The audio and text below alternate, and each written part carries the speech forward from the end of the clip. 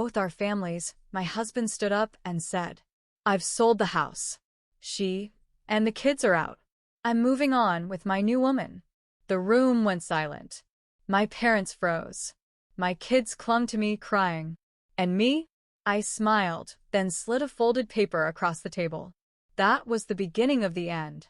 Before we continue, don't forget to subscribe to the channel.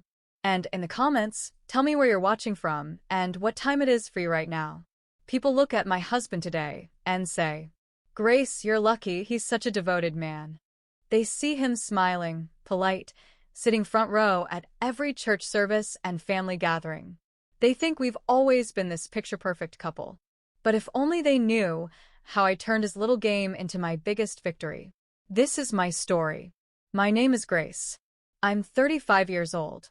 And like so many stories, it started with just one excuse. At first, I believed him. He said work had been slow, that commissions weren't coming in, that he was trying his best. For months, he'd been distant, always on his phone, always working late. But somehow, there was never enough money for the kids or a decent meal. I thought he was just stressed, a man trying his best, a father overwhelmed by pressure, a husband weighed down by bills and expectations. So I carried the burden for both of us. 4 kids, groceries, utilities. If there was a need, I found a way. I baked cupcakes for school fundraisers. I babysat neighbors' kids on weekends. I even picked up evening cleaning shifts just to keep the lights on. And him? He always had a reason. No tips this week. Something came up at work. "Babe, you know things are tight."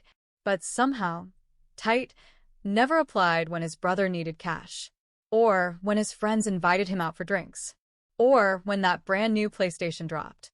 I remember the night our youngest needed new sneakers, he told me, "Just let her wear the old ones a little longer."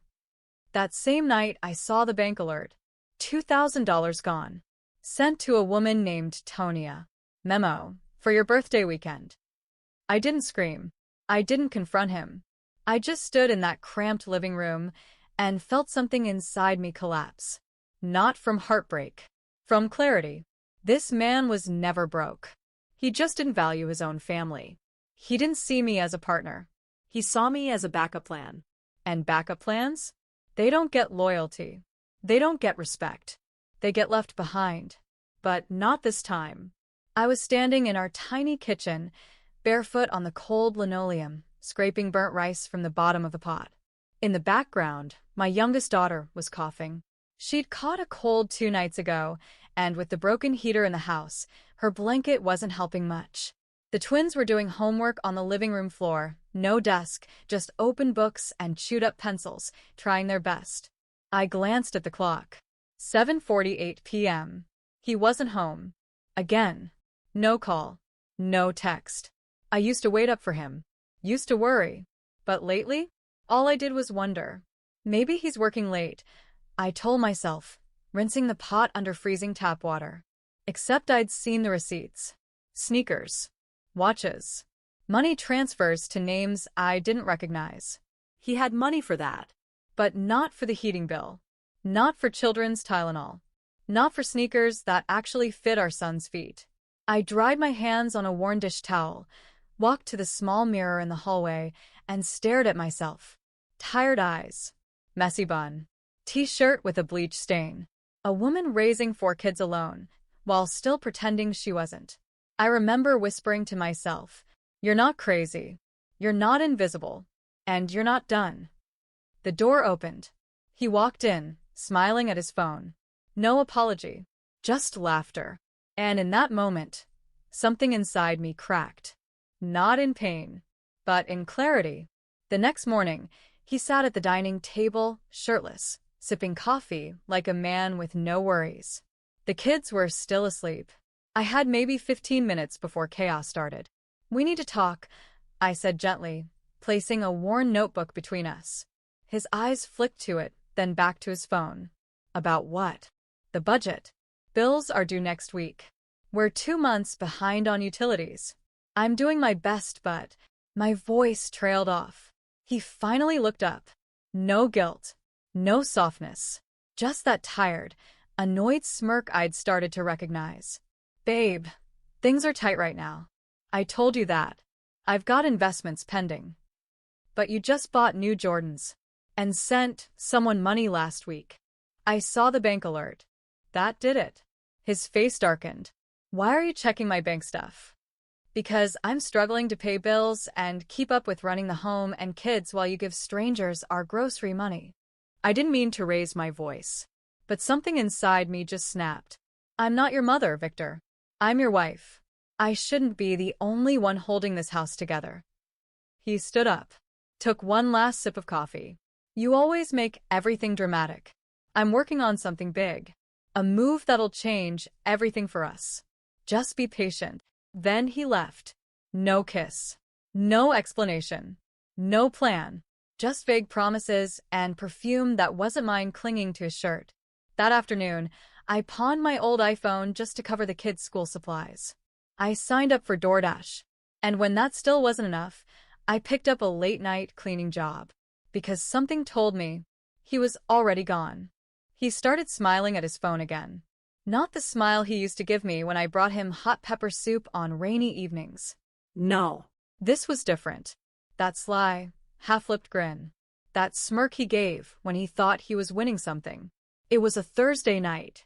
The kids had just fallen asleep on the worn-out couch, the TV still flickering blue shadows on the peeling walls. I walked past him in the hallway. His screen lit up for a second.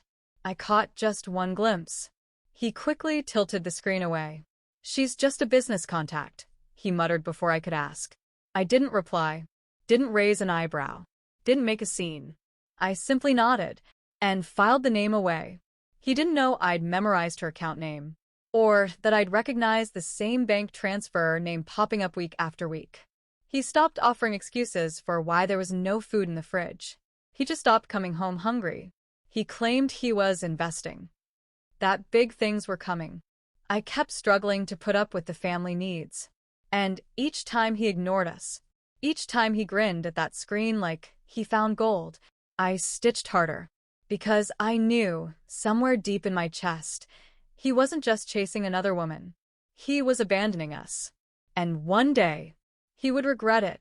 So I covered the groceries, the bills, everything. 4 kids. 1 working parent. 1 man with a lot of reasons and no solutions. Still, I loved him.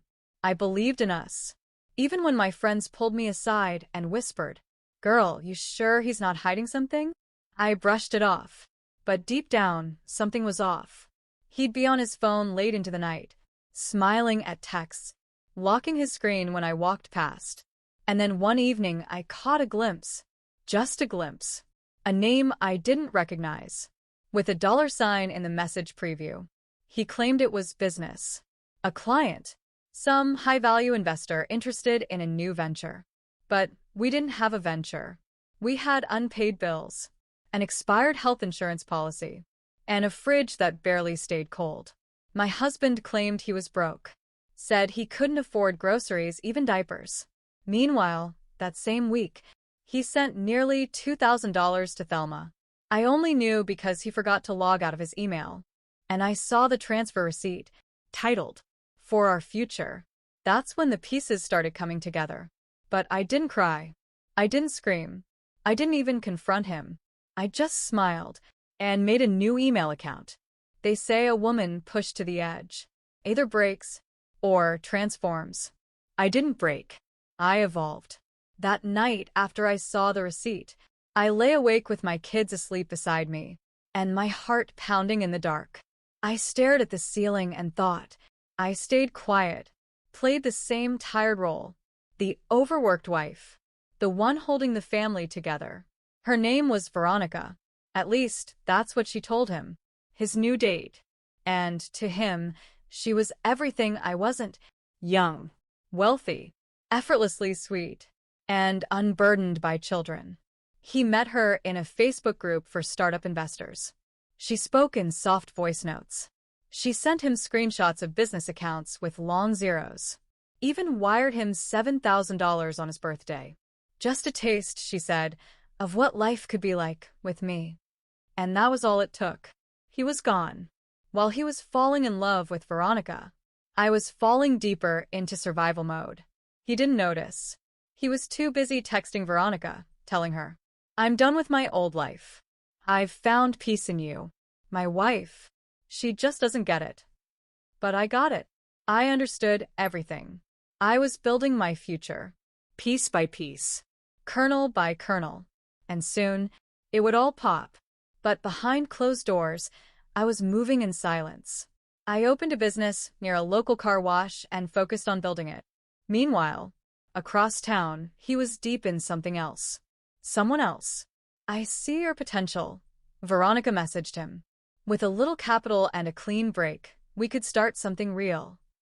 He believed her. He sent her photos of the house.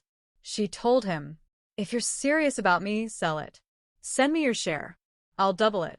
Then we'll move out of that town and into something better, together." He didn't hesitate. Behind my back, my husband listed the house. Behind his children's laughter, he negotiated with strangers. It had been 2 weeks since the house went up for sale. 10 days since he got that first surprise transfer from Veronica. A sleek $7,000 just to test his loyalty. "There's more where that came from," she'd messaged. "But we have to be in this together. Think long-term. Think empire." And oh, he did. He started dressing nicer. New shirts. Shiny watch. He even bought a new phone. Meanwhile, I and the kids were struggling. But he didn't flinch. "Veronica says she has big plans for us," he told me one evening, not even hiding it anymore. "She wants to invest. In me." I didn't say a word. I just nodded, like a woman with no fight left. But inside, my silence was sharpening. He was on his phone constantly now, smiling, typing, sending her screenshots of his bank details. I saw his fingers trembling once as he texted her, "I'm ready. I've sold the house. I'm moving out Friday. You tell me where to go." And just like that, he wired the money. While he celebrated his future, I stayed up until 3 a.m., packing orders. But the orders were real. So were the invoices. So was the paper trail. I'd built something from scraps, from silence, from pain. He called his mistress a miracle, a second chance. And every time he did, I smiled to myself. It was a Tuesday afternoon. I'd just finished delivering candles to a boutique across town, the first store that didn't haggle my price or ask for a discount. The kids were asleep. Cartoons flickered on the screen, low volume buzzing in the background, their tiny feet poking out from the shared blanket on the couch. I stood by the doorway for a moment, just watching them, their little faces, peaceful, trusting, unaware. I whispered to myself, "I won't let you down." The kitchen table was a mess: bills, notebooks, candle labels, packaging tape. But right in the middle was a small envelope I'd been waiting on. It wasn't from family. It wasn't from him. It was from a local grant program for women entrepreneurs. And when I opened it, I froze. "Congratulations. Your small business grant has been approved." My breath caught. Not a scam. Not a promise from someone online. Just real. Earned. Mine. I sat down. My hands were trembling. The room spun for a second, not with fear but something else.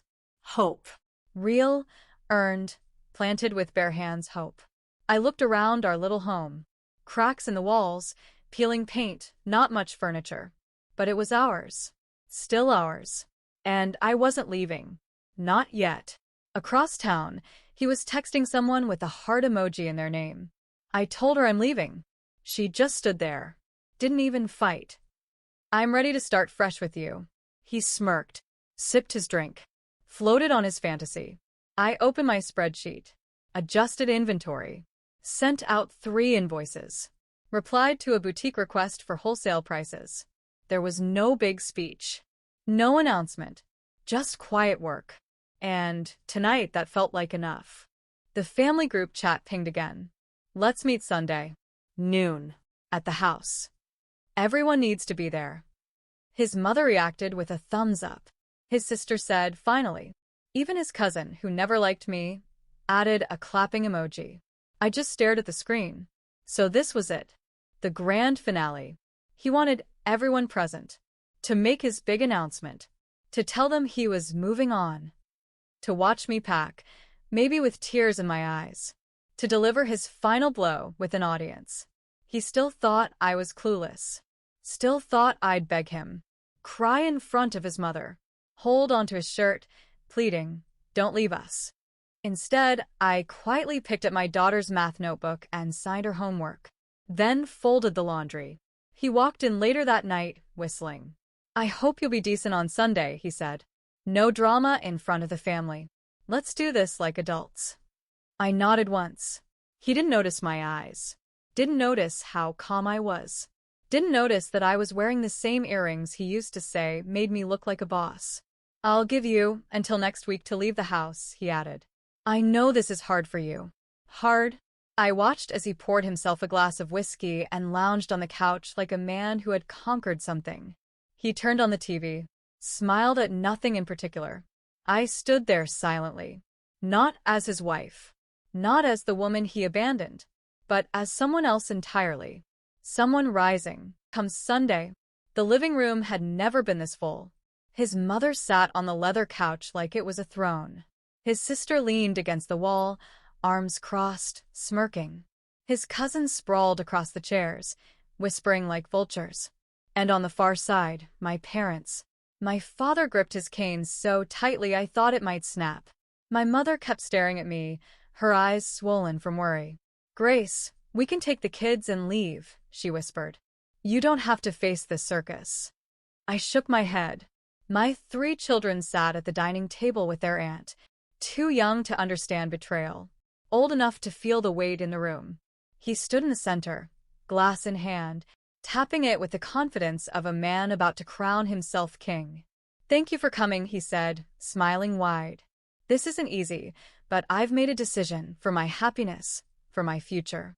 His sister smirked like she'd been waiting for this moment.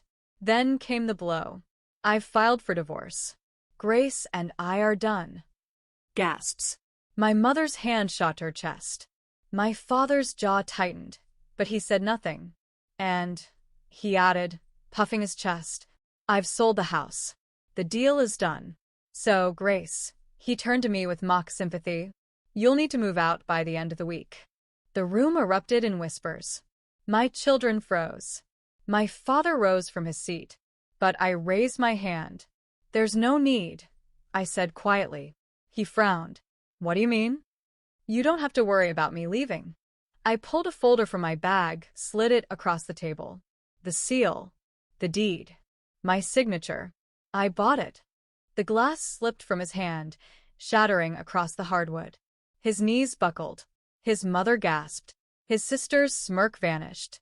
But how? They say when a woman's pushed to the edge, she either breaks or transforms. I didn't break. I built a mask. While he fed other women with the money meant for his children, I built V. Rich. Mysterious. Independent. The fantasy woman he thought he deserved. A few carefully staged selfies. Luxury condo photos pulled from real estate listings. An AI-polished voice. And a burner number with a New York area code. That was all it took. But it wasn't free. To make V convincing, I had to spend upfront and quietly. Small transfers at first, a few hundred here, then a few thousand later, to prove she could and would pay. I wired him money so he would believe, so he would let his guard down. I used a lawyer's escrow account and a business trust, an LLC, set up in silence. It cost me more than I liked to admit. My savings. The nest egg I had hidden for the kids. But it bought me what I needed, his trust. The same man who claimed he couldn't afford his daughter's dance shoes was up at midnight begging Queen V to build an empire with him. And he believed it. He sent her our bank details, told her he was ready to sell the house, promised every last cent for their future. What he didn't know, these initial transfers were mine. The lawyer who helped him move funds was my friend. The house he thought he sold for love, he sold back to me through the LLC. At the reveal, I didn't just place the deed on the table. I slid bank transfer receipts, screenshots of the gifts, escrow confirmations, Every piece of the trail, laid out in black and white. And now, standing in front of everyone he wanted to impress, I owned it all. The house, the account, the story. He staggered, face pale. Grace, you mean you? I didn't answer. I didn't need to. I simply tapped the deed on the table, right beside his worthless whiskey glass. Then I turned to my parents. We're not going anywhere. My father finally smiled. My mother let out a trembling breath. My children ran into my arms. He tried to sputter one last defense. Grace, this isn't fair. You tricked me. I looked at him. At the man who starved his family to chase strangers. And for the first time in years, I felt nothing. Not love. Not hate. Not pain. Just peace. You didn't marry a fool, I said. You married a fighter. And you forgot who you were dealing with. I walked out with my family, not in shame, not in fear, but in freedom. He tried to sell me out, but in the end, I made him pay the full price.